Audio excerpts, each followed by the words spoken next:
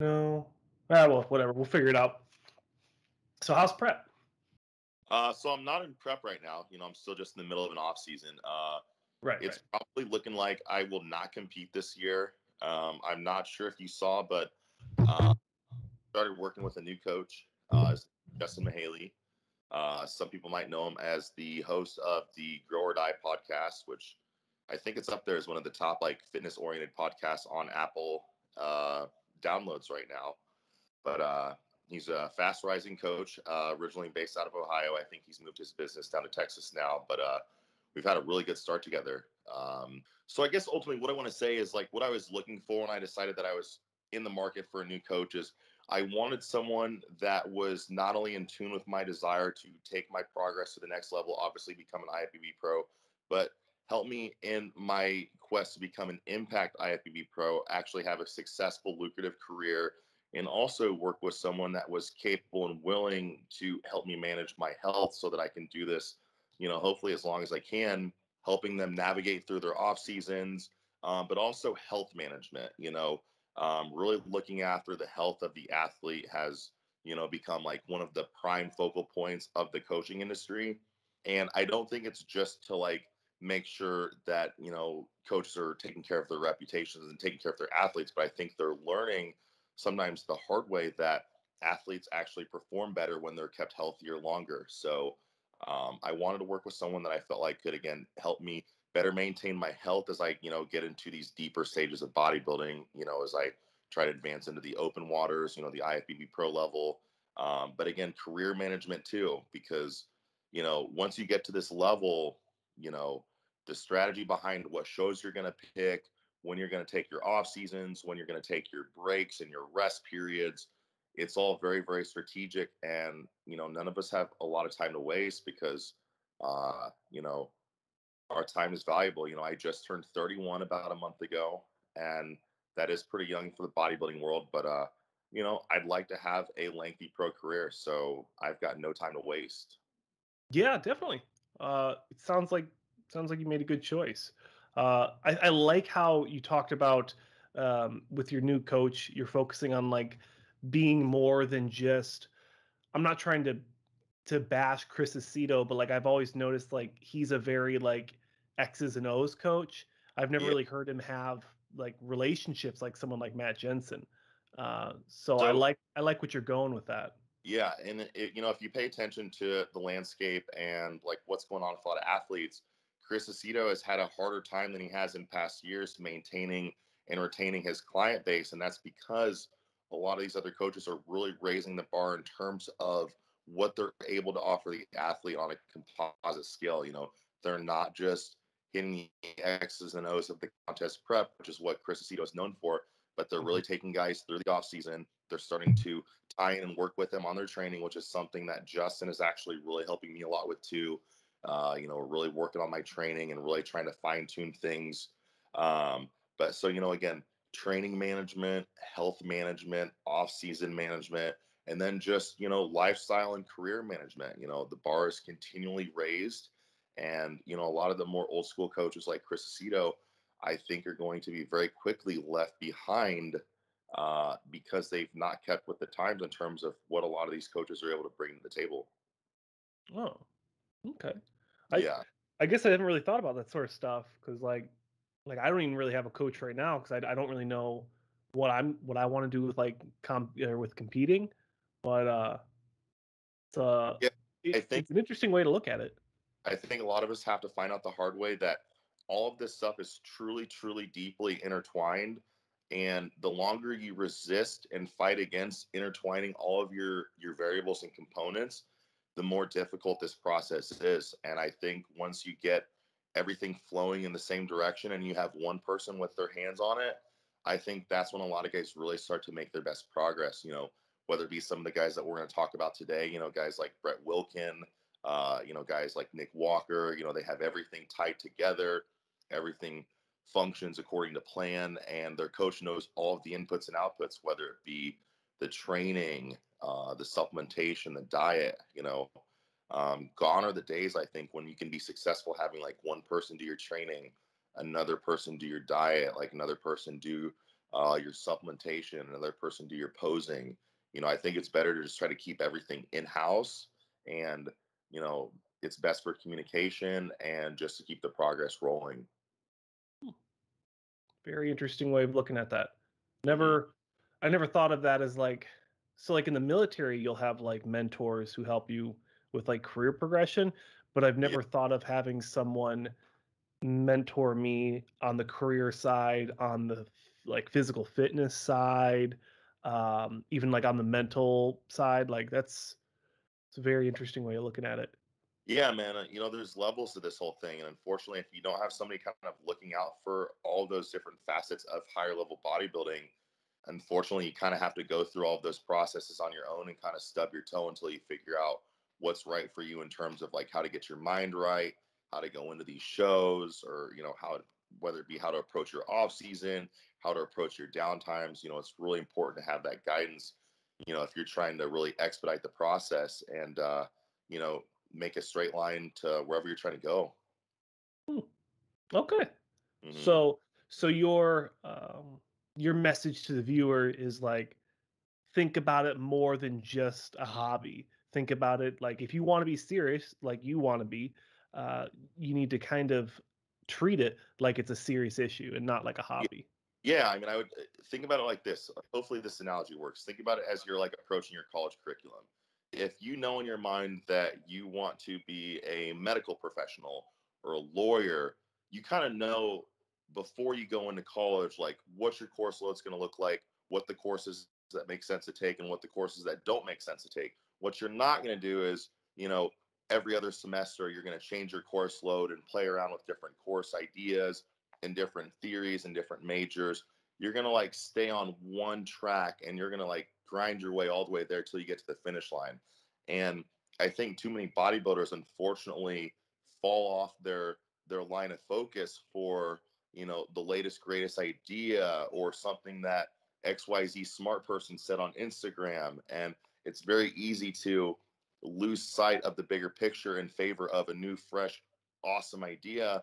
And before you know it, you've undone 2 to 3 months of progress that you were making by just, flirting around with new ideas and getting off your motion. And I think it's really important to have someone to just overlook things and just make sure that you're on the straight and narrow. Because, even my own self, I find that if I don't have somebody looking after what I'm doing on a week to week basis, it's very easy with everything going on in the industry to get distracted.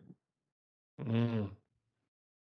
Try not to find those fads and focus on like the foundations. Exactly. I like And that. having who understands what you need for you and helping you be true to you, because that's what bodybuilding is at the end of the day, being true to you, figuring out your own personal formula, and then driving it home, day in, day out. Hmm. And I very noticed rarely that. formulas look the same. Yeah, exactly. Like no one's the same. Everyone's gonna have to take a different approach to it. It's something I was actually really noticing when I was trying to make my. Well, I just finished the prediction video. I posted it for the Chicago 212, but Yeah. man, like it was just so similar for a lot of the shots. Everyone was conditioned. Everyone had comparable muscle bellies, especially in like the lower legs. I was really shocked. So like for that 5 through 8, it was rough. I probably edited like 15 minutes out of that video. Yeah. Yeah, man. Oh. Forward to breaking down Chicago. I've had the show on my radar for a very long time. I'm actually really glad I didn't decide to actually travel down to it, Mm. because fortunately the lineup has changed a bit since we first started hearing rumblings of it. I think when it first started coming out, we thought it was going to be a big three-way battle between Hunter Labrada, Sergio Oliva, and Akeem Williams. And obviously, we know now today that it's not the case, but I still think we are in store for a fantastic 2021 Chicago Pro down in Atlanta, Georgia. Yeah, yeah. What are your thoughts on the open class? So you talked about some pieces moving around, some athletes coming, not going. What are your thoughts right now about the open? Yeah, so we had some news going on with bodybuilding. We had Sergio pull out of the show in favor of some personal issues, and it looks like he's decided to put all his eggs in the basket of the Arnold Classic. And Yep. then we had Akeem Williams decide to move his competition plans forward a bit and jump into the Puerto Rico Pro, which he did in fact win. Yep. So it was looking like maybe it was going to be an easier time for Hunter Labrada than we all initially anticipated until the big news that Rolly Winkler decided to jump into the show. We were all anxiously awaiting what was going to be his decision, and it looks like it will be Chicago. So, so Hunter's And got he's quite. there. So there's no chance he's not doing it. Like he is in Chicago or he's in Atlanta. He's ready there. to go. Chicago. He's booked it, man. Yeah, it's very Yeah. exciting. What about Mohammed Shaban? How are you feeling about his chances of winning, or what are your thoughts there? So, Mohammed Shaban is growing on me very, very rapidly. I want to take it back to the Puerto Rico Pro, where Mhm. I actually thought Mohammed Shaban pushed Akeem Williams very, very hard. And Yeah. I would have had no contest. I would have pled no contest to Mohammed Shaban winning that show in Puerto Rico. Actually, I believe it was the Bahamas, but it was the Puerto Rico Pro Right. against Akeem Williams. I thought he compared very, very well. I thought Akeem Williams was pretty good, but maybe just a little bit off the mark. Mhm. We've all had pretty high expectations for Akeem after, a great Arnold Classic in 2020 and then an even greater Olympia Yeah. 20. But yeah, Mohammed Shaban, he impressed me greatly in his last couple of shows. I also thought he pushed Patrick Moore particularly hard in California, and I would not have had a problem if he had won that show either. Yep. Um, I think he's got a lot of very nice mandatory shots. I think he's got great quads. He's got a great structure. I don't think he's got any particularly weak poses. I think his back shots could come up just a little bit. Hmm. I think that probably hurts him the most at this stage in his career is he's not particularly detailed or separated, which is interesting because he does have very nice lines, but I think he just needs a little bit more time in bodybuilding to bring some of that crisp detail and separation that I think his physique is missing. If I'm not mistaken, Mohammed Shaban has only been actively bodybuilding since 2015, so I think he's just 6 years into this thing. Yep. I think about myself. I was like doing my first show in 2016, and I'd already been bodybuilding for like 3 or 4 years. So, he's a real baby in this thing. Uh, but about his chances in Chicago, I actually think he compares very favorably to Hunter Labrada. While they're very different bodybuilders, I think they do share some similar strengths. They've both got some great quads, particularly from the front. Both have very, very nice delts, very nice arms. I think they present very well in those front shots. I think they also present particularly well in both of the side shots. And I think similarly, both could stand to probably improve a little bit in both the back double bicep and the rear lat spread. Uh, Mm. and Yep. then both bring home a pretty nice most muscular. So I think they're going to compare extremely well. And I think it's probably going to come down to some of those finer details like polish, tan, uh, condition, presentation. I think it's going to be a very tough call, though. I don't think the judges are going to have an easy one on their hands. And I say that because politically speaking, there's a massive, massive amount of hype surrounding Hunter Labrada, and there's a pretty Yep. big push for him to get back into the Olympia and improve upon that seventh place placing that he got last year. So the judges are going to be in a really tough spot if Mohammed Shaban shows up and he's maybe just a couple of percentage points better than Hunter Labrada. I can see the middle of the panel. I can see like everybody's inside bicep. Yep. Yeah. Up to the midsection. Yeah. Okay. Yeah. So this is how I'm doing it on the Bodybuilding News Network channel. What we're doing, it's a 4-piece comparison around the front upper, the front lower, and then the back upper, and then the back lower. So Okay. separating it from like the front double to the quads, and then kind of like that.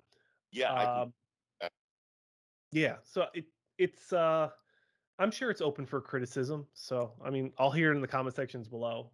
Yeah, I see what we got going on here. Okay. Okay.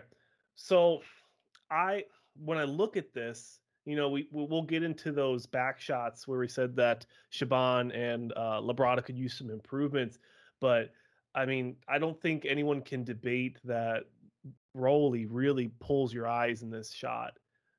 Uh, Yeah. Oh, the chest, the biceps. it's funny when you look at just this corner panel portion of the front double bicep, it really just goes to show how important the entire puzzle or the entire composite photo is, because looking at this panel alone, yeah, I'm not particularly impressed by Hunter Labrada there, even though a lot of people seem to give him, a lot of credit for having one of the nicer front double biceps in the sport. But my eyes are immediately drawn to Rolly there with not only the very impressive lat taper, but also I feel like the arm kind of stands out alone. And then I would say the next one that probably grabs me is that Muhammad Shaban down there in the bottom right. Yep. Yeah. Yeah, The I the think the thickness. but that arm probably stands out to me uh, the next best in terms of just shape, proportion. But yeah, I mean, Rolly is going to be hard to beat in the front double bicep. I think he's one of the best we've probably seen in the last decade in the sport in that pose. And, you know, I've always considered the front double bicep one of the hardest shots to look impressive in. Mm. And I think if you can grab that shot up front, then it's all downhill from there. So tough to go against Rolly here, guys. Yeah. I always like to think back to my last show that I actually did. They just kept putting us back and forth between the front double and back double. And then I asked Rebecca Woodley about it, and she said, well, it shows all the imperfections. So if you're lacking in something, You really can't hide a thing with that front double, whether it's your waist, whether it's your width, whether it's your symmetry. You can't hide anything. You can't hide weak limbs. You're very, very exposed. yeah, exactly. Well put. When we look at kind of what we were talking about was lacking in that back double. Yeah, here we go. Talk to us about what you're seeing here. You said that Shaban and Labrada were kind of lacking in the back shots. Yeah, and you know what? I think that tends to come down to their inherent genetic insertions. They're definitely not lacking in terms of thickness, particularly through like the traps and the rhomboids and the rear delts. But both of them do seem to have the higher lat insertions that do tend to make the shot look a little less complete. It does leave a little bit to be desired there. Um, Help me with who is that in the bottom left there? Hassan. That's Hassan. That's right. Yeah. So Hassan, you see his lat insertions go a bit lower. They're a bit fuller down there at the sweep, just beneath the teres major, and that's really the calling card to what stands out as a great back double bicep. Guys like Phil Heath are always known for that 3D nature, the bottom of um, the lower lat really popping up off the lower back, and you can see there, unfortunately, it looks like at last year's Olympia, Hunter Labrada was really just kind of missing that effect, and it looks like more of a two-dimensional back as opposed to Hassan down there, where things really seem to stand up off the spine. Um, Rolly, if you look upstairs, I've never been a big fan of Rolly from the back. I think he's got a very impressive rear lat spread. His lats almost come out like tumors because of their insertions, but similar to Hunter, I think you can see some of the same inherent flaws. They both have the higher lats and thusly are not showing a whole lot to the pose as it goes beneath the teres major, and it leaves what I feel is a lot to be desired.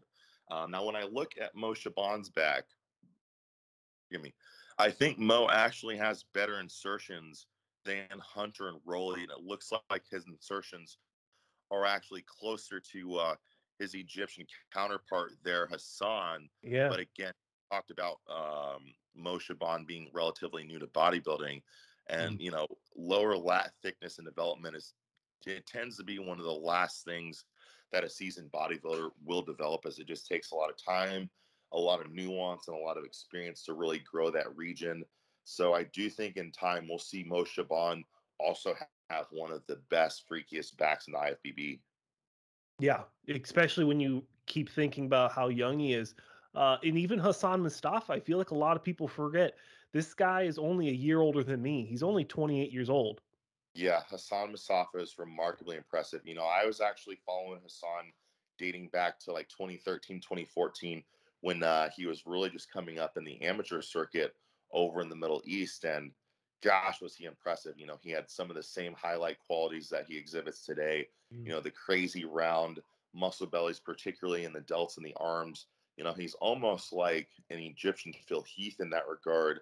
Also very similar to Phil Heath in the physique structure. He is a bit narrow through the clavicles, doesn't unfortunately have the same small waist that Phil Heath has, but you know, just a very, very cartoonish physique. And as we kind of start thinking about where some of these guys are going to fall in line this weekend at the Chicago Pro, when I think about a guy like Hassan Mustafa, I'm forced to just assume that there is something to the physique that we simply are not able to appreciate that happens in person that we do not see from the photos. And what I mean by that is, as you analyze the photos at a glance, it would seem that his condition simply just does not warrant and deserve the placings that he's been consistently getting, because he's brought a pretty consistent off look the entire competitive season, but still managed to land in that kind of 3 to 5 spot, no matter what the show is, no matter who's in the lineup. And that just tells me that there is something happening visually, something just so astounding, just mind boggling with his shape and his roundness and his fullness, that the judges can't help but place him somewhere in that top 5, Yeah. even though he is consistently coming up short in the conditioning column. And we're all looking for it.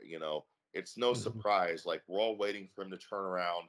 And when he does, he confirms time after time after time that he has missed the mark with the glute ham conditioning, and that he is unfortunately a little bit soggy in that region, but he's still cranking out remarkable placings ahead of guys that are bringing fully dialed in and detailed glutes. So, he just must be absolutely bonkers in person. Yeah. Something that was highlighted on, I watched so much of the Fuad Abiad podcast. They all merged together at this point. But the guest Paul Yeah. kept mentioning, because he's an NPC, or he's a pro judge. He kept mentioning that with these photos and even with some of the videos, you don't see the transitions. And when it comes to a judge judging an entire show, those transitional pieces can be really important when you can see all those different extra spots that you might not always see with the traditional pictures that I have up here, like the traditional front double and back double.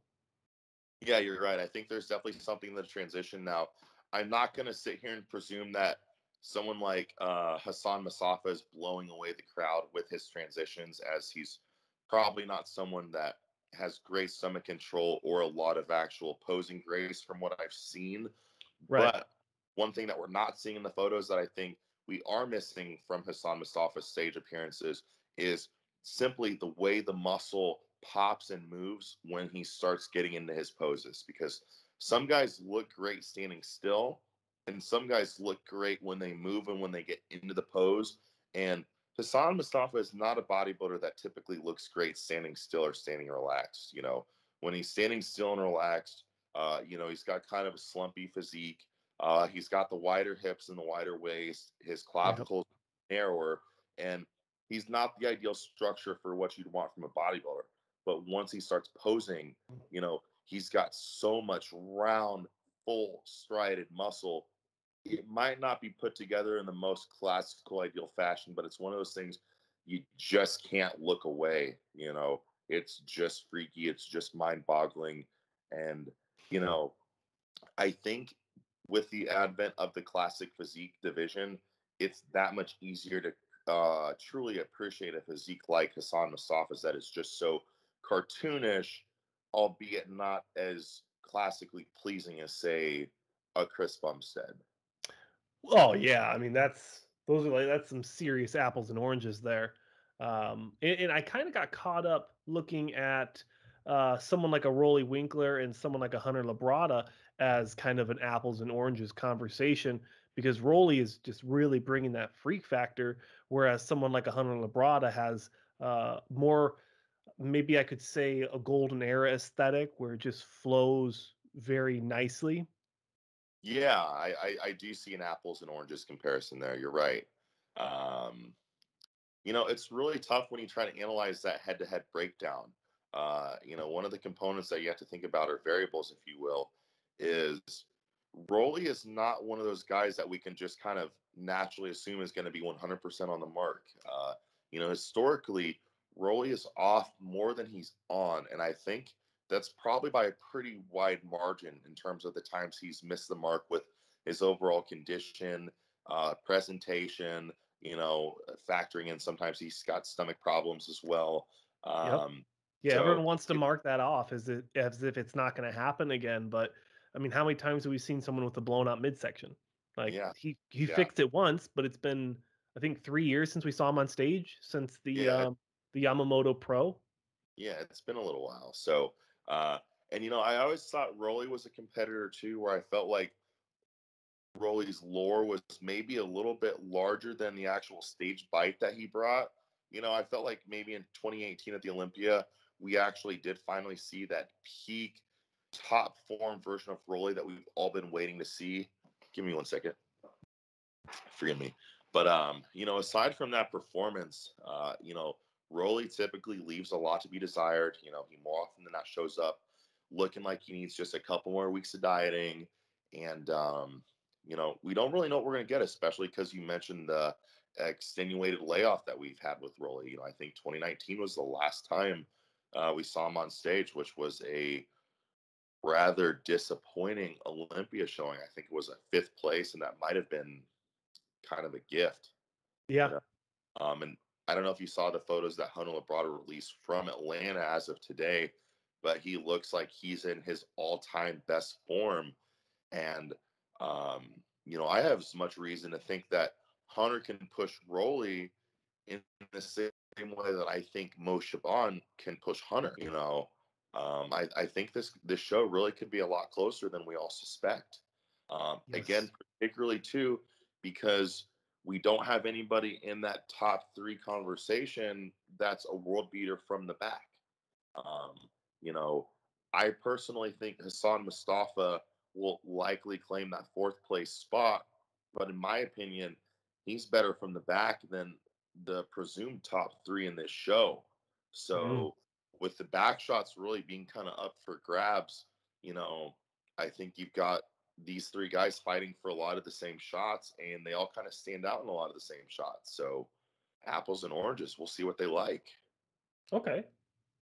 Um, you mentioned the fourth spot, but we haven't talked about that 5 through 8. Yeah, I've got some ideas for 5 through 8 too. Okay. So what I talked about on the last two videos for the open class, the overview of every athlete, their competitive history and whatnot, and then also the next video, which was my prediction video, I had Max Charles, Matt Koba, Justin Mackey, and Joe Mackey in my 5 through 8. What do you think about that? You know what? I like some of the names that you said. I don't know if I like them in the spots that you put them in, but you know what, Josh? That's a feather in your cap for even naming some of those names because it shows that you've really done your homework. Um, Matt Kuba is one. I'm not going to sit here and say that I think he's going to land in the spot that you put him in, but he's Agreed. some historically has placed around that spot in shows like this. He's had I think a sixth or seventh place placing in Chicago before. I think he's had a similar placing at a show like the Tampa Pro. And he's someone that isn't necessarily going to blow you away with his progress pictures, but he really, really, really knows how to nail it on show day. He brings great condition, and he's a great presenter, and I really like him. But I think this show is going to be a little bit out of bounds for him. I think there's just a lot of really good names. Mhm. I personally think in the 5 through 8 spots, it's probably going to be Max Charles, Philip Klahar, Mm. Zach Merkel, and Brett Wilkin. And it's really tough for me to call those 5 through 8 spots, because some of the other names that are worth mentioning, names like Joe Mackey, names like Seth Shaw. Seth Shaw is someone that I was actually in Pittsburgh when he won the 2017 North Americans overall, and one that, very similar to Zach Merkel, shows a lot of shades of the great Dennis Wolf. And I think those guys are kind of the new direction of the open bodybuilding class, both being tall, big structured, 6-foot guys, very, very nice silhouettes and great frames, and very, very complete bodybuilders that just need a little bit more time to fill out. I really, really like those guys. And then a name that you had in your 5 through 8, I'm a big, big, big fan of Joe Mackey too. The only reason I can't put Joe Mackey higher right now, I can't put him in that 5 through 8 spot, is we have yet to see Joe Mackey show immaculate pro conditioning, if you will. His conditioning always leaves a bit to be desired. Unfortunately, he's not really found the formula to really bring in those crisp glutes and hams and that really, really crisp upper back that I think we all want to see from him. But Agreed. Joe Mackey, I see shades of Ronnie Coleman in him, man. Honestly, they're both Texas boys. They both have huge deadlifts, massive arms, massive delts, big, thick chests. And Joe's on his way to having a great back too. I think he just really needs to figure out how to dial himself all the way in, get that skin a little bit thinner. He deals with some of those same issues that guys like Akeem Williams have dealt with, just the appearance of having some of the thicker skin. And I think for him, it could be just a matter of kind of just maturing the physique, doing a few more shows, giving that skin a chance to thin down. But I think in just a short couple of years, Joe Mackey could be a major, major threat. But someone that I think is going to be ready maybe a little bit sooner than him, someone like Zach Merkel.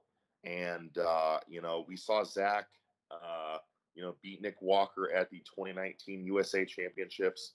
I've actually personally had a chance to meet and talk to Zach a few times. And I think the world of him. I really think that's another future Dennis Wolf in the making.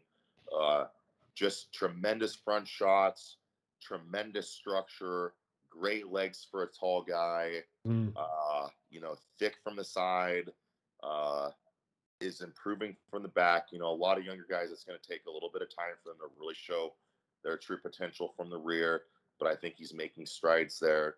And if his condition is where I think it's going to be, I think he's going to be really competitive here, because 6 foot, 275 pounds, that speaks for itself. That's in league with guys like Sergio. That's just really, really damn big. And let's not forget, some of these top names that we're talking about for this top 3, Hunter, Rolly, Mo, these guys, and even Hassan, who I have in my 4th spot. These are all guys who are 5'9" and shorter. So when you get like Zach Merkel, who are really, really complete and aren't missing anything, and they're standing up there at a filled out 275, you're not going to miss that. That's something a lot of people don't think about is the tall guys. I like how you mentioned Phil Klahar, Zach Merkel, and I've been mixing so many names together. Wilkin. Yeah, Brett Wilkins, because I have all 3 of those guys in my dark horse picks. I don't know if it's allowed. I don't know if it's allowed to have 3 dark horse picks. Man, in a show that's this stacked, I think it's fair. I think it's fair game. Phil Klahar, it looks like he's changed coaches from Dave Palumbo over to Phil Viz, and I just saw Phil Viz post a few updates, and it looks like their peaking process is going just absolutely perfectly. Phil, it seems like Phil's really got him dialed in and has a good beat on where he wants him to be in a couple days. And we've seen him be big, full, round, and kind of be like that physique that you don't really know how to place him because he doesn't look like anybody else. But when it's really on his game, it seems like historically the judges have found a way to give him a pretty favorable place. Even being kind of that X factor physique amongst the bunch. I think he compares very well to somebody like a Max Charles. And, Max Charles is really kind of an X factor for this show, in that we really have no idea what to expect. I don't think he's really posted any updates. Nope. I haven't seen anything from Milos, so I don't know if that means he is or isn't working with Milos for this show. But his camp has been pretty quiet. And, I don't think we're in store for sizes out of like Max. I think we know Max pretty consistent in that he's going to wow you with his front shots and with his upper body and his shape and structure. He's going to let us down a bit in the leg department, and some tired doesn't bring the detail and the condition that we'd like to see in the glutes and the hamstrings, even though to say that he doesn't get all the body fat off, but there just doesn't seem to be a whole lot of pop and detail when he turns around for those poses. And I think he gives a lot there, combined with the fact that he does not have those world beater legs. So I really don't know what to expect from Max Charles, but knowing that he won a show in 2020, knowing that he pushed a lot of guys really, really hard in 2020, I'm giving him a veteran's respect placing here. I'm gonna put him in that 5th place spot. Yep, that's kind of where I have him in 5th, because I want to say consistent, and then also I talked about in the video that he doesn't really give me that wow factor when you look at his physique. It's very consistent. Nothing's overblown. He doesn't have any strong parts. It's all very balanced. Reminds me of respectfully, of a John Jewett. Even him himself has said that he's more of a balanced bodybuilder with very methodical training over like crazy genetics. Yeah. And then another guy that you brought up, I don't want to miss him too, because I think he deserves being talked about a little bit. Justin Mackey. I don't have Justin doing particularly well in this show, and that's to no fault of his. I unfortunately suspect that in a lineup with a lot of big names and guys with a bit more of a seasoned competition history, and also a lineup with a lot of giants, big guys, from Seth Shaw, who stands at, I believe, 6'1", Zach Merkel stands at 6 foot, Joe Mackey, who's a 5'10", 5'11" guy. I think Phil Klahar is pretty tall. Max Charles, taller side. Unfortunately, a guy like Justin Mackey, who doesn't really have any standout body parts. He's more of a nice, complete physique with good lines, and he doesn't have hype or a lot of, well, I'll say height or hype coming into the show. I think he's going to get lost, and while I think it's going to be a very nice showing for him, I think we're much more likely to see him somewhere in the probably like the 9 through 11 spots. And again, it's just he's fighting an uphill battle, and that, unfortunately, there's not enough shows here in the continental United States to service what I think is a remarkably talented current pool and crop of pro U.S. bodybuilders. And I just think it was a total shame that, in my opinion, the IFBB wasted opportunities to get some of their best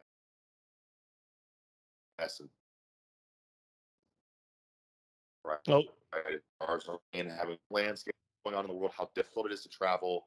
I just think they really made an egregious mistake by not giving some of these top U.S. athletes more opportunities to get into these shows. But because that's the landscape that we're dealing with, you're going to have some good bodybuilders, some of the guys that we're talking about right now, taking 7th, 8th, 9th, 10th at, some of these tier 2, tier 3 shows. Yeah, because everyone's trying to compete. And unfortunately, everybody waited too long. Some of those good names probably should have jumped in. What was a relatively weak Indianapolis pro, and what was also a pretty weak New York pro. Obviously no knock to Justin Rodriguez or Nick Walker, who brought phenomenal physiques to those shows and deservingly won those respective titles. But I think those shows could have benefited from some of these names that we're talking about right now, making the strategic decision to move their competition plans up a little bit earlier. Yeah. Because Yeah. now And we're pretty jammed up here, you know? yeah, we're very jammed up. Now is that kind of normal for when you start creeping towards that Olympia where everyone wants to start prepping because they're going to have less time or they're not going to need as much time to prep for the Olympia? Is that normal or is this year like just really crazy? So this year is really, really crazy. So obviously we missed the Arnold Classic at the beginning of the year, but we've also missed some other big time shows that typically help us iron out the competitive landscape a bit sooner. So we didn't have a Toronto Pro this year.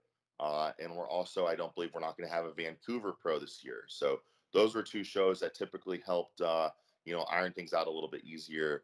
But, I still have always felt like the IFBB just strategically didn't align their shows in a way that made sense for the athletes to, go about their competitive seasons in a strategic manner. So I think that's something they could look into because I think, any way you slice it, some good bodybuilders this year are not going to the Olympia.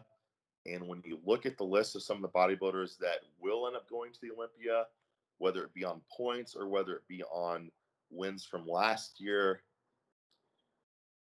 I guess as someone who just ultimately wants to see the cream rise to the crop and the very best compete for the biggest crown, I don't think we're getting that end result. I think that's well said. There's a lot of shows that were missed out. A lot of competitors just took a back seat, and it's going to show. Forgive me, as I'm not too familiar with a lot of the European guys, and that's why I'm not too heartbroken I wasn't able to deeply cover Portugal with you. Was his name Andrea Presti? Is that who won Portugal? Yeah, out of Brazil. Yeah, it was very impressive lineup. Yeah, my hat's off to him for winning an IFBB Pro show. I mean, that's not an easy feat, but I don't suspect he's going to do any better than a DNP or a 15th place at this year's Olympia. Whereas I think there's going to be 3 to 5 guys that have potential to be top 10 in the Olympia with no spot. And I just don't like that, Yeah. Well, I think Max Charles placed 11th last year, and then Regan Grimes was around that like 12, 13. Chung So Lee was around that. Like, how do you feel he would compare against those competitors I just named? Who in particular? Max Charles? Yeah, Max Charles, a Regan Grimes that we've seen before. Yeah, I'm trying to think like who all kind of fell in that plate in those spots last year. I know Justin Rodriguez was in those groupings too. I think Justin Rodriguez might have placed 10th at last year's Olympia. Yeah, it was a little more closer into that top 10, but yeah. And then what's the I feel terrible. Who's the New York guy that I think he officially retired? Juan Morel. Juan Morel. Yep. Yeah, I think he took either 15th or DNP.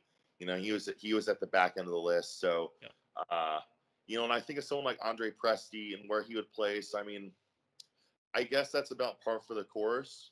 But again, like we think of all of these big time names that are coming into like these final 2 shows. The Hunter Labradas, the Ian Valiers, the Rolly Winklers. Those are top 6 Olympia names potentially. I guess I would say top 8 names, but there's a chance that like one of those guys isn't going to go to the Olympia. You know what I mean? Yeah, I heard. It was either RX. I'm having a difficult time watching Dave nowadays, and it's unfortunate. But from the snippet I got from his last video, he was kind of joking about like the bodybuilding politics part, and they're like, "Well, maybe they'll just give Hunter the win here at Chicago because they know Rolly's competing at the Arnold." And I was like, "That's kind of a weird thing to start off the show with, is to say something like that." It's an absolutely ludicrous thing to say too when you look at the Arnold Classic lineup, knowing full well that an Arnold Classic champion William Bonac is on the list, knowing full well that an Arnold Classic champion Cedric McMillan is on the list, knowing full well that, you know, some young guns that are very, very hungry to, you know, make their name in the sport, guys like Sergio Oliva, Yeah. you know. Sergio's won the Arnold, hasn't he? What's that? Sergio's won an Arnold, hasn't he? No. He best he's done is fifth, but he took fifth in a stacked Arnold last year. If you recall, 2020's Arnold had William Bonac winning, Dexter Jackson second, Rami third, and Steve Kuklo in fourth, and then Sergio in fifth, and then Team Williams in the sixth spot. So that was the most competitive Arnold Classic we'd seen probably in almost a decade. And so for people to just assume Rolly Winkler, who, he was a world beater in 2018, you know, arguably, you know, just as good as Phil and Brandon. That being said, he's an incredibly inconsistent competitor. For someone to just go ahead and label him in as your 2021 Arnold Classic winner, you know, it's preposterous. You know, it's crazy. You know, you got to let that show happen. You know, William Bonac is not going quietly. I promise you, he is not going. Yeah, and he's treating the Arnolds like Kai used to treat the Arnolds. Like that's his Olympia, and then he still places well at the Olympia. You're absolutely right, but I also think you know, William Bonac has a massive chip on his shoulder because I don't think the sport shows him the collective respect that he deserves as a perennial top 5 Olympia placer and someone who has, you know, won Arnold Classics, taken second at Arnold Classics. I don't think he gets the respect that he's due, and I wouldn't be surprised if he won another Arnold Classic. Yeah, because he's consistent with his conditioning. He's only putting muscle on. I mean, he's almost capped out, but like I've noticed that people just walk all over him for Olympia predictions, Arnold Classic predictions. It's like you said, wow, words are hard, but he's won the Arnold several times. He's placed in the top 5 at the Olympias time and time again. For him, people don't like to count him in, but he's a world beater from the back. He's one of the few people that was able to hang with Phil in his heyday in terms of 3D shape and roundness and fullness.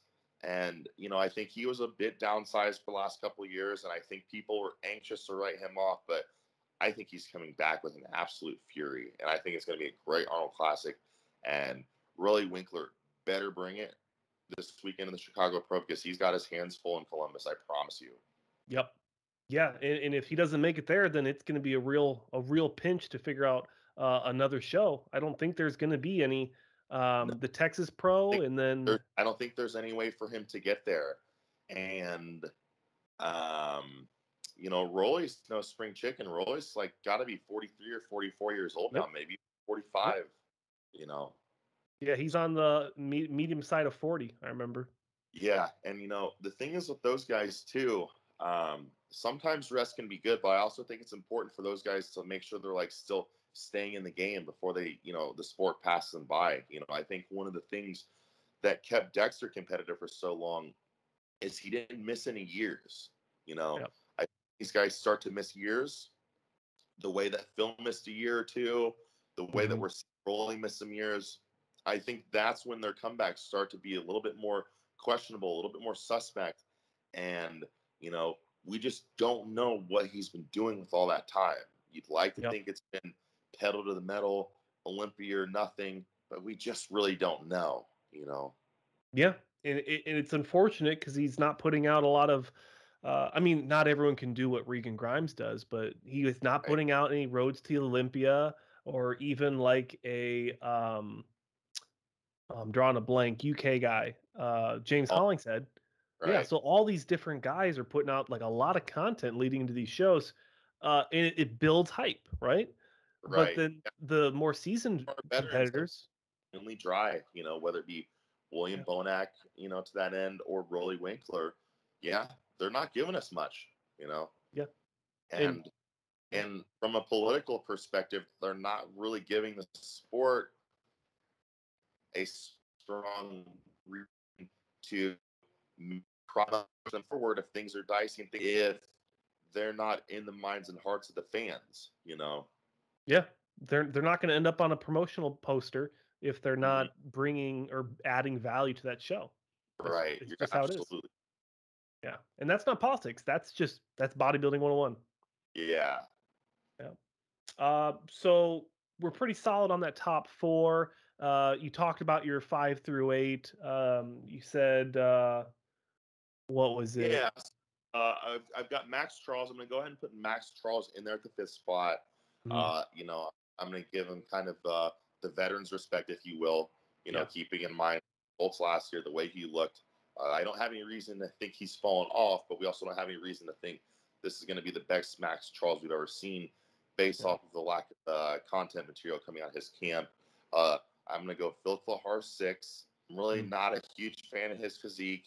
But, I think he's going to be kind of that alien X factor, if you will, that just doesn't really look a whole lot like anybody else. Although I think he'll compare very favorably with Max Charles and some of the other taller guys. And just based off what I've seen from his camp with Phil Biss coaching him into this one, I think he's on the mark to be maybe his biggest and fullest and hardest to date. And again, not my favorite physique, but it's going to be hard to stand next to him. It's going to be hard to miss. So that's my 6th spot. I've got Zach Merkel in his pro debut coming in the 7th spot. Like he's bringing 6 foot, 275 pounds of very clean, aesthetic mass with a great structure, nice shape.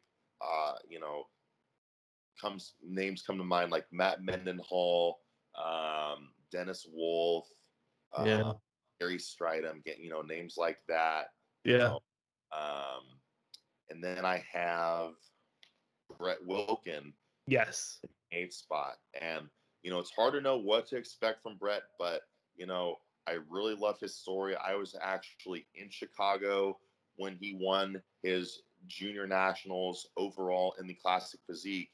And, he's got a remarkable story. If you people don't know it, within a year, Brett found himself competing in the 212 division because he just so rapidly outgrew that classic physique division. And, he just kept his pedal to the metal, and he very quickly, he outgrew the 212. And so now Brett Wilkin finds himself getting ready to make his open class debut, got himself up to a clean, solid 280 pounds this offseason. And it looks like he's set to hit the stage somewhere around 240 to 245 pounds. And if that guest posing spot he did with Nick Walker was forced in any way, I think we can expect a very, very impressive, polished, well put together open pro debut from Brett Wilkin. I think the condition's going to be on the money. He's got great lines. I think his shape is really, really nice. I still think he's going to be just a little bit undersized compared to some of these other veterans. He's got I don't want to say he's got a big frame, but he's not small. Even though he used to compete 212, he's not a small guy. I think he stands 5'9", 5'10". But I think he's a guy that as he continues to put on a little bit more mass with how clean and pleasing that physique is, he could go as far as some of these guys that we're talking about, at the forefront of bodybuilding. I think he could maybe go as far as guys like Hunter Labrada, just give him a little bit more time. I mean, yeah, time will tell, because especially with the new guys, the more time you give them, the more off seasons they have. It's amazing to see how big people can grow and how good people can improve in just a couple of years. I mean, look at Nick Walker. The ground guys like Nick Walker and Brett Wilkins have covered, and props to their coach, Matt Jansen. He coaches them both for, keeping these guys focused, keeping them on the mission. And that really parlays into that message that I was talking about before we started breaking down the shows, of having somebody that can really get all of your ducks in a row and have a, like a real career trajectory and a real plan for you that sometimes is 1, 2, 3 years out and laid out in advance for you. And then the athlete having the discipline to lock in and stay true to that course of action all the way through. I don't know if you caught Brett Wilkins' interview with Fuad, but, he was talking about a year and a half ago, like clockwork, every single night he was waking up in the middle of the night to eat his 7th meal with the goal in mind of making this open stage debut and standing with some of the best in the world. And, again, those aren't decisions that happen on a whim. Those are decisions that happen 2-3 years in advance, and then action is put forth every single day to make sure that those goals are accomplished. Yeah, I didn't get to see all the way, but I did see that part where he talked about waking up at 3 a.m. And eating that bowl of oatmeal, or the 2 bowls of oatmeal. Right. or 2 bowls of cereal. That's what it was. 2 bowls of cereal. That's right. Yeah. Quickly, as I know we're starting to climb up there in time, let's go over the 212 real quick. Have you been able to take a look at the 212 at all for the Chicago? Man, I honestly haven't. If you want to run through it, I can give you my best shot, but I did not get a chance to really get into that one. I've just been so focused on the Open. I'm with you. To an extent, I'm actually kind of excited to look at this 212. Yeah. Who do you have besides Keon? So obviously the favorite is Keon, but let me pull up the graphic real quick. Yeah. We have Keon, which is probably going to be one of the favorites to win this show. But a lot of people are looking over John Jewett. I think Jason Lowe could do very well in this in this show, and then also Jason Herbert. Yeah. He placed fourth last year in a somewhat similar lineup. So I think that he has a good chance of placing well here at the Chicago in the 212. Yeah, I forgot for a second that John Jewett was doing the show, and I have a world of respect for that guy. I mean, that is just the epitome of a working man's bodybuilder, and also the epitome of a thinking man's bodybuilder. I would strongly advise anybody who's really looking to bring up their bodybuilding IQ and get a greater understanding of the daily ins and outs of this game at the highest level, definitely give John Jewett a follow. All that being said, I do not think John Jewett is going to be able to stand and hold a candle to the physique that Keon Pearson is bringing. I just think they're going to be in completely different stratospheres in terms of just shape, fullness, roundness, completeness. You gave John Jewett credit earlier for being a pretty complete bodybuilder, and while I'm a big fan of him, I do have to disagree with you. I do think John Jewett has some weaknesses and some areas that I think he's even acknowledged that need to continue to come up. John is just still way too thin through the pecs, in my opinion, to be as competitive as he wants to be. And I also feel that while he is just remarkably conditioned and impressive from the back, I think when he stands next to guys that are a little bit more structurally gifted in back development and their shape, I think he gives up a little something. And I think we saw that when he stood next to a guy like Nathan Epler and next to Tonio Burton in Indianapolis. I think we saw two guys that are just inherently a little bit more gifted with their shape and structure. And those two guys also decided to play the fullness game rather than the condition game that John Jewett likes to play. And I think in today's bodybuilding, I think so long as the condition is good, I think fullness typically is going to win out over the condition.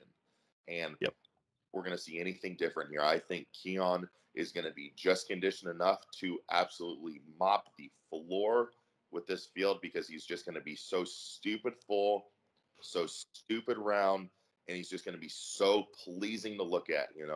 His front relaxed, game over. His front double bicep, game over. Front lat spread, game over. He's pretty much put the show in the bag with his first three poses, and he doesn't get any weaker as he goes to the side or the back. And I just think it's going to be a slam dunk shutdown performance. I don't think we're going to see the best Keon we've ever seen. I think you'll even find some people that might have some grievances with his condition that he'll probably bring. But I still just think he's going to have so much in the bag with his shape and his structure and his fullness that it's just going to be a repeat of what we saw in Indianapolis with Antonio Burton.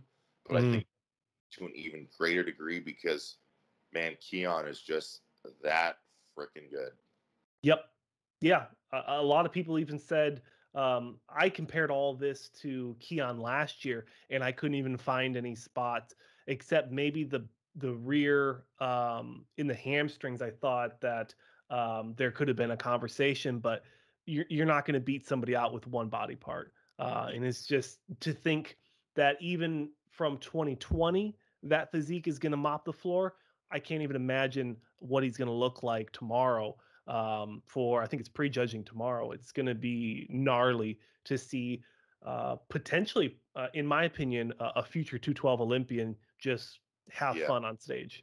And you know what, man? I really feel the same way. And again, I'm a huge fan of John Jewett and everything he does in the sport and the packages that he brings and the way he guides himself through the process.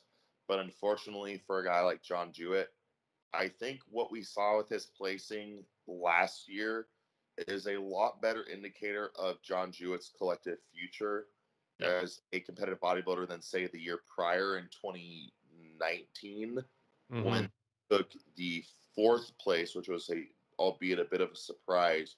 And again, it's less of a reflection on John Jewett and more of a reflection on just how talented I think this 212 class is and how many guys just have so much full, round, thick, complete muscle. There were just so many guys that just stand head and shoulders above him in some of those areas that he's weak, like the muscle fullness and the shape. Yeah. I don't think condition is just enough to bridge the gap because these guys in the 212, they come pretty damn conditioned and they're just dripping with muscle from head to toe. They're so big and full and complete that to even have 1 or 2 weak body parts in this class is unfortunately almost like a kiss of death. Yep. You know? That echoes the conversation we had after the 2020 Olympia. Pretty much the exact same conversation about John Jewett and his structure.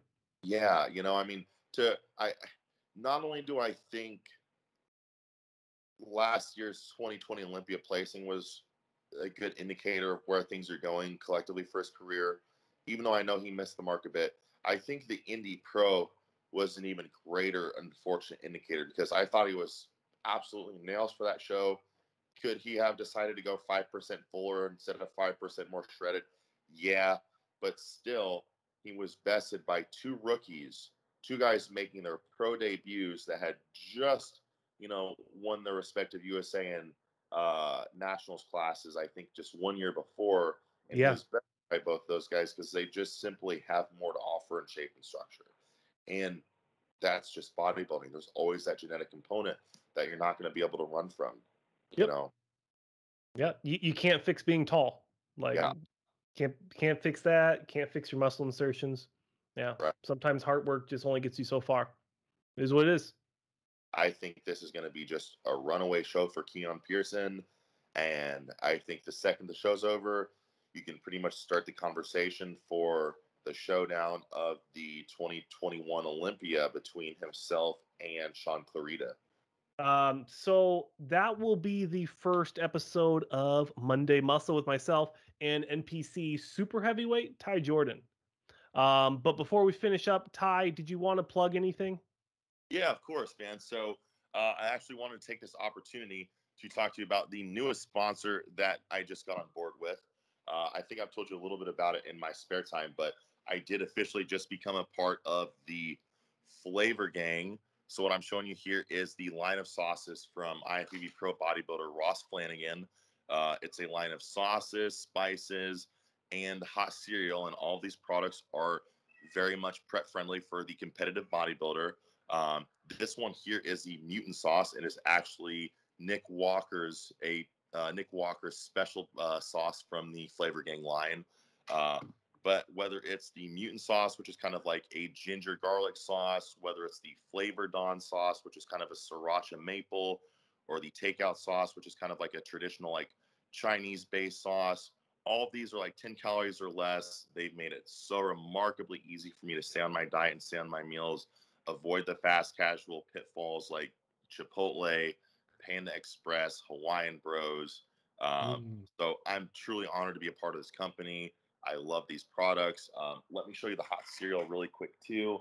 Yeah. Guys out here that are cream of rice eaters, you've got to check out the bowl of Gains from the Flavor Gang. This is the brownie battered flavor. They also have grandma strawberry candy, so that's a strawberry flavor.